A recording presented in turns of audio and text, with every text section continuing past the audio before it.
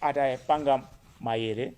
hotelo ija ndalama zimene amayeneka kuigulisa mu chaka cha 2023 zinali 48 billion Malawi kwacha,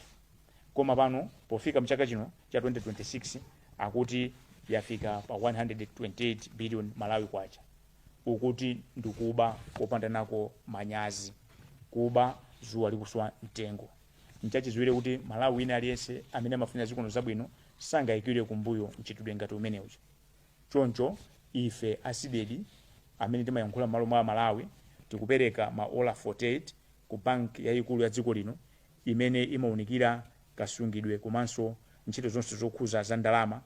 komanso nthambi ija ya Malawi Police Service kuzera mu nthambi ija ya zachuma ya Fiscal Police, komanso ija ya detective ya criminal ya CID, kunena kuti agwiritse ntchito mphamvu zimene Amalawi adapasa kuonetsa kuti achitepo kanthu,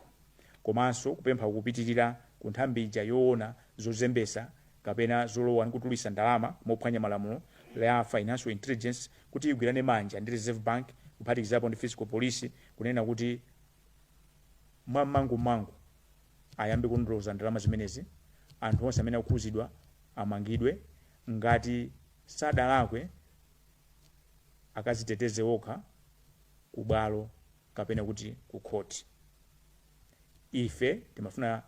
tikumbuse banki yayikulu ya Malawi kunena kuti ili ndi mphamvu za Malawi wonse zolondoloza account imene kunalowa ndalama zimene zija. Timafuna mudziwe Amalawi kumene muliko kuti malamulo a dziko lino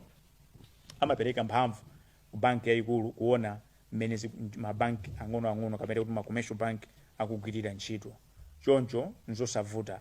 angopita akaone kumene kuli account ya mponda matiki amene uja Yusuf Investments,